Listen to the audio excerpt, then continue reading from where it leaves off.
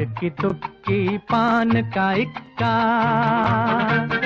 ईंट की तुक्की पान का इक्का, कहीं जोकर कहीं सत्ता है, सुनो जी ये कलकत्ता है. We're doing a project on Howrah Bridge. We are studying architecture in Berlin, and we applied for project funding, which brought us then here to Kolkata to study Howrah Bridge physically closer. Yeah. I was working 5 years ago in Howrah Tikya, and before that I hadn't big relationship with India at any point. I mean, I had it in school, in history, but yeah, when I started working there in this NGO, I kind of fell in love somehow with Howrah and Kolkata as well. But it took some time.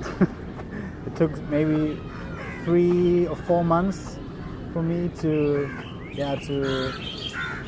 feel home here. But at the end I felt home. And for me, this year living here, which is a total different world compared to Germany or to Berlin,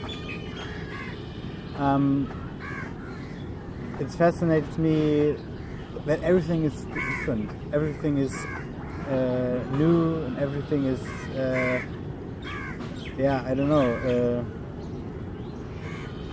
I think I get that, because when I would have never thought of going to India. Like, for me that was like the crazy hippie people that go to India and then find their self and are truly in their ombu with each other and do yoga. I kind of disliked that tourism, but then since we met, and then Julius' brother also went to work in that NGO, we went together.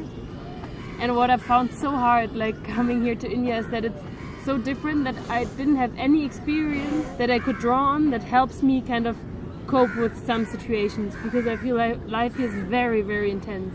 So and you can't like easily, or I felt I as a foreigner can't easily say something about it, because everything would be also almost a judgmental kind of thing to say, and I felt that I can't, because it was really hard for me to get a grip on it somehow. And in the first 2 weeks I felt sick in Kolkata, so I was staying in bed I think for a week, and then we left, and I really wanted to go back home to Germany, but in the end I somehow missed that intensity, and we were already, when we flew back, we were saying we should go back here. And then this opportunity with this project came up, and so we started studying about Howrah Bridge again, and then you see all this history that kind of is in this everyday life somehow hidden, or it's inside, but when you kind of look closer, you see all the stories that are here, and I think those stories are like everything very intense and very energetic. So for one thing, it is the symbolic meaning that we already talked of that has been changed, like from the meaning of like the colonial dictatorship to like now it became the symbol of a social upgrading or climbing up. So the way from the west to the east has been regarded literally as also the social uprising, because in the east, which was formerly the colonial capital for all trading and whatever, in which Kolkata is still seen as the big trading center, whereas Howrah is more the industrial side. This way over the bridge is kind of also symbolically the uprise for people. And at the same time, if you look at the bridge, and especially maybe also in comparison to the second bridge, there is so much activity going on all around it. So you have, like, we are right now sitting at these ghats, the holy sites that are right next to it, where people do their ritual washings as well as like their morning bath. And then you have like all those little trading spaces that trade like everyday foods and flowers and like things you need for your travel, so you can still buy your traveling bag while walking on the bridge and going to Howrah station. On the other side, people are living underneath the bridge. Like it's like an everyday connector somehow.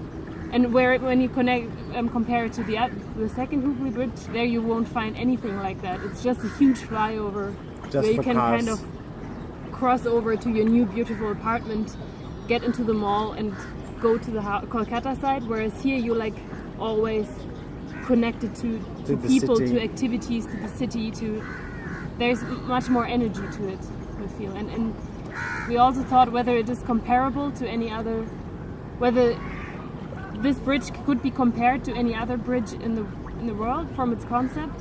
And we were thinking then of Brooklyn Bridge, which was also like a symbol for social uprise, I would say, from people going from Brooklyn to Manhattan. Yeah. But it hasn't had the same power to it somehow. I think the symbolic meaning of this bridge here is very powerful, and for everyone it's different. So what we kind of found out, we always thought it would be there would be one solution to explain the power of the symbol, but then what we thought it is not, because it's like an infrastructure of daily use. Everyone connects something different to it. And that's what it also makes different from Victoria Memorial, for example, because it's like really you physically pass it every day, and everyone can pass it as well. So you don't have to pay a fare or whatever. I mean, it's a symbol same as the Victoria Memorial, but it's a used symbol. So it's not that it's a landmark, but it's a landmark which you can use. I mean, for me, it's the same thing that it's so hard to say something about it, because it's so way out of our understanding that this is the most holiest river, and at the same time it's like also your garbage bin. So you kind of come here and throw your bag with the garbage in the water, and then you do your holy washing, and it's not contradictory. Yeah. But that's what I love about it at the same time, is that you can really praise something for its holiness and really appreciate the value, but that doesn't mean it's not your everyday use somehow. You get really you have to forget your own state of thinking what is right and what is wrong, because I think what I really like in India, there's no right or wrong. It's so multi cultures and so. And it's so I feel India embraces the contradictions somehow, and the ambivalences. It's like, I remember when I was in school, I think in 10th grade, an Indian author once said to me, well, yes, everything you hear about India is true, but at the same time the opposite is true. Yeah, as well. Yeah. And I think that's something for me that is, I don't know, I haven't experienced it somewhere else before.